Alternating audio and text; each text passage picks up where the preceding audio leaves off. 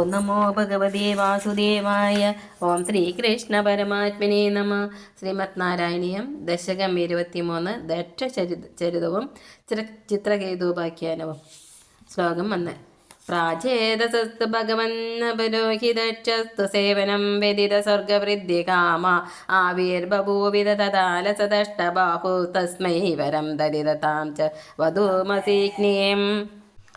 ഭഗവൻ പ്രാചേതസ ഭഗവാനെ പ്രചേതസ്സുകളുടെ പുത്രനായ അപരഹിദക്ഷ തു മറ്റേ ദക്ഷനാകട്ടെ സർഗവൃത്തികാമ സൃഷ്ടി വർദ്ധിപ്പിക്കുവാൻ വേണ്ടി ത്വസേവനം വ്യതിത നിന്തിരുവടിയെ ഭജിച്ചു.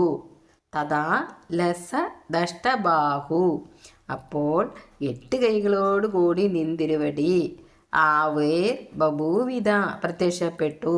തസ്മൈ വരം താം അദക്ഷന് ആഗ്രഹിച്ച വരവും അസിഗ്നിയും വധുവും ചതതിത ആ അസിഗ്നി എന്ന ഭാര്യയെയും നൽകി. അല്ലയോ ഭഗവൻ, പ്രചേതസ്സുകളുടെ പുത്രനായ മറ്റൊരു ദക്ഷൻ പ്രജാസൃഷ്ടിയുടെ അഭിവൃദ്ധിയെ ആഗ്രഹിക്കുന്നവനായിട്ട് അങ്ങയുടെ സേവയെ അനുഷ്ഠിച്ചു. അപ്പോൾ അങ്ങ് ശോഭിക്കുന്ന 8 ബാഹുക്കളോടുകൂടിയവനായിട്ട് അദ്ദേഹത്തിന് പ്രത്യക്ഷനായി ഭവിച്ച് അദ്ദേഹത്തിന് വരമരുളുകയും അസിഗ്നി എന്ന വധുവിനെ ദാനം ചെയ്യുകയും ചെയ്തു. പഞ്ചജൻ എന്ന പ്രജാപതിയുടെ പുത്രിയായിരുന്നു അസിഗ്നി. മറ്റൊരു ദക്ഷൻ എന്ന് പറഞ്ഞുവെങ്കിലും ആദ്യത്തെ ദക്ഷൻ്റെ പിന്നത്തെ ജന്മം തന്നെ. ശ്ലോകം 2. തസ്യാത്മജാസ്ത്വൈദമേശ പുനഃസഹസ്രം ശ്രീനാരദസ്യ വചസാ തവ മാർഗമാഭോ നൈകത്ര വാസം ഋഷയേ സമുമോച ശാപം ഭക്തോത്തമത്രിഷിരനുഗ്രഹമേവമേനെ ഈശ തസ്യ ആത്മജാ തു അയുധം പുനഃസഹസ്രം. ഗുരുവായൂരപ്പ, ആ ദക്ഷൻ്റെ പുത്രന്മാരാകട്ടെ 10,000 പേരും പിന്നെ 1000 പേരും. ശ്രീനാരദസ്യ വചസാ തവ മാർഗം ആബു ശ്രീനാരദൻ്റെ ഉപദേശത്താൽ നിന്തിരുവടിയുടെ വഴിക്ക് തിരിഞ്ഞ് മോക്ഷം പ്രാപിച്ചു. സഹ ഹൃഷയെ നൈകത്ര വാസം ശാപം മുമോച്ച ആ ദക്ഷൻ നാരദനെ ഒരിടത്തും സ്ഥിരമായി വസിക്കാൻ ഇടവരാതെ പോകട്ടെ എന്ന് ശപിച്ചു. ഭക്തോത്തമ ഹൃഷി തു അനുഗ്രഹം ഏവമേനെ പരമഭക്തനായ നാരദ മഹർഷിയാകട്ടെ അതായത് ആ ശാപത്തെ അനുഗ്രഹമായി തന്നെ വിചാരിച്ചു. അല്ലയോ ജഗദീശ്വര, അദ്ദേഹത്തിൻ്റെ 10,000 പുത്രന്മാരും പിന്നീട് 1,000 പുത്രന്മാരും നാരദൻ്റെ ഉപദേശപ്രകാരം മോക്ഷമാർഗത്തിലേക്ക് തിരിഞ്ഞു. ആ ദക്ഷനാകട്ടെ മഹർഷിയെ ഉദ്ദേശിച്ച് ഒരു ദിക്കിലും സ്ഥിരതാമസം ഇല്ലാതിരിക്കട്ടെ എന്ന് ശാപത്തെ പ്രയോഗിച്ചു. ഭക്തോത്തമനായ നാരദ മഹർഷിയാകട്ടെ അതൊരു അനുഗ്രഹമായി വിചാരിച്ചു. ദക്ഷപുത്രിമാരായി ജനിച്ച ഹരീശ്വരൻ എന്ന് പേരുള്ള 10,000 പേരും പിന്നീട് ജനിച്ച ശബളാശ്വരൻ എന്ന് പേരുള്ള 1000 പേരും പ്രജാഭിവൃദ്ധിക്കായി തപസ്സിന് ഒരുമ്പെട്ട അവസരത്തിൽ നാരദൻ അവരെ അതിൽ നിന്ന് പിന്തിരിപ്പിക്കുകയും മോക്ഷമാർഗത്തിലേക്ക് തിരിക്കുകയും ചെയ്തു. തൻ്റെ ലക്ഷ്യപ്രാപ്തിക്ക് തടസ്സമുണ്ടാക്കിയ നാരദ മഹർഷിയെ കോപിഷ്ഠനായ ദക്ഷൻ ശപിക്കുകയാണുണ്ടായത്.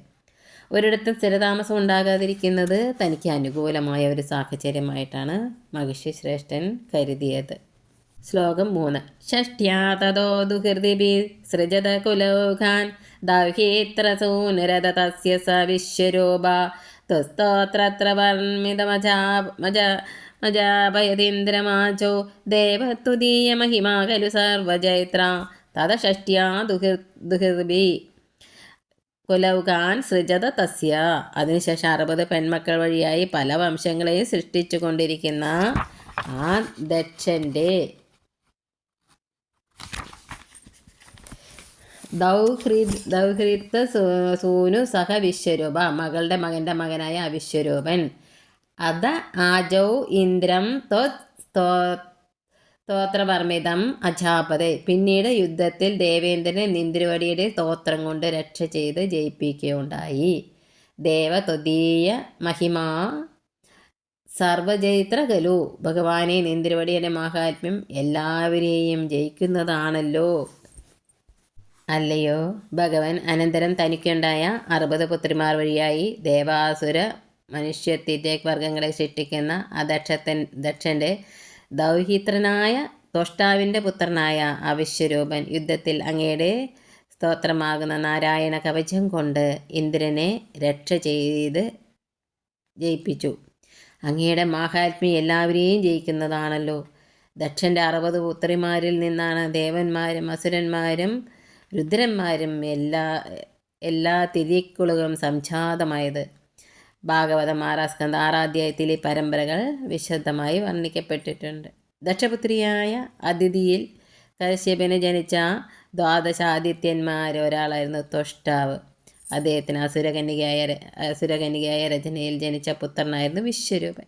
ഇന്ദ്രനാൽ അവമാനിതനായ ദേവഗുരുവായ ബൃഹസ്പതി അന്തർദാനം ചെയ്ത അവസരത്തിൽ ഇന്ദ്രൻ അസുരന്മാരാൽ പരാജിതനാക്കപ്പെട്ടു. ബ്രഹ്മാവിൻ്റെ ഉപദേശപ്രകാരം വിശ്വരൂപൻ ദേവഗുരുവായി ഭരിക്കപ്പെട്ടു. അദ്ദേഹം ഇന്ദ്രന് നാരായണ കവചം എന്ന ദിവ്യമന്ത്രം ഉപദേശിക്കുകയും അതിൻ്റെ മാഹാത്മ്യം നിമിത്തം ഇന്ദ്രൻ ശത്രുക്കളെ ജയിച്ച് വീണ്ടും ആധിപത്യം ലഭിക്കുകയും ചെയ്തു. നാരായണ കവചത്തിൻ്റെ മാഹാത്മ്യമാണ് ഇവിടെ സൂചിക്കപ്പെട്ടിട്ടുള്ളത്. ശ്ലോകം 4.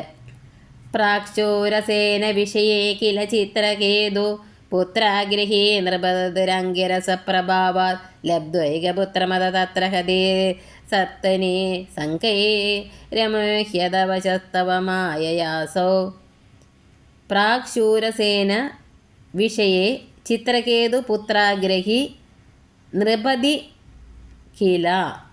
പണ്ട് ശൂരസേന രാജ്യത്ത് ചിത്രകേതു എന്ന പേരായി പുത്രനെ ആഗ്രഹിക്കുന്നൊരു രാജാവ് ഉണ്ടായിരുന്നുവല്ലോ.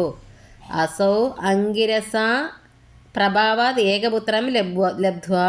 അദ്ദേഹം അങ്കിരസ് എന്ന മഹർഷിയുടെ പ്രഭാവത്താൽ ഒരു പുത്രനെ ലഭിച്ചിട്ട് അത തത്ര സപ്തനി സംഘൈ ഹതേ. പിന്നെ ആ പുത്രൻ രാജാവിൻ്റെ മറ്റ് പത്നിമാരാൽ കൊല്ലപ്പെട്ടപ്പോൾ തവമായയാ അവശ അമുഹ്യ. നിന്തിരുവടിയുടെ മായയാൽ ദുഃഖിതനായി മോഹാത്സ്യപ്പെട്ട്. പണ്ട് ശൂരസേനൻ എന്ന രാജ്യത്ത് ചിത്രകേതു എന്ന രാജാവിന് പുത്രൻ ജനിക്കുവാൻ ആഗ്രഹിക്കുന്നവനായിരിക്കും അങ്കിരസ് മഹർഷിയുടെ മാഹാത്മ്യത്തിൽ ഒരു പുത്രനെ ലഭിച്ച് അനന്തരം ആ പുത്രൻ രാജാവിൻ്റെ മറ്റ് ഭാര്യമാരാൽ വധിക്കപ്പെട്ടപ്പോൾ ആ ചിത്രകേതു അങ്ങയുടെ മായ നിമിത്തം പരവശനായിത്തീർന്ന് മോഹാന്ധകാരത്തിൽപ്പെട്ടു. വളരെ കാലം പുത്രന്മാരില്ലാതിരുന്ന ചിത്രകേതുവിന് അങ്കിരസിൻ്റെ അനുഗ്രഹത്താൽ ഹൃതതുതി എന്ന ഭാര്യയിൽ ഒരു പുത്രനെ ലഭിച്ചു. അദ്ദേഹത്തിൻ്റെ മറ്റ് പത്നിമാർ ആ പുത്രനെ വിഷം കൊടുത്ത് കൊന്നുകളഞ്ഞു. പുത്രദുഃഖത്താൽ രാജാവ് വിവേകം നശിച്ചവനായി തീർന്നു. സർവത്ര ഗോവിന്ദനാമ സങ്കീർത്തനം. ഗോവിന്ദ ഗോവിന്ദ. സർവം ശ്രീകൃഷ്ണപാദാരവിന്ദാർപ്പണമസ്തു.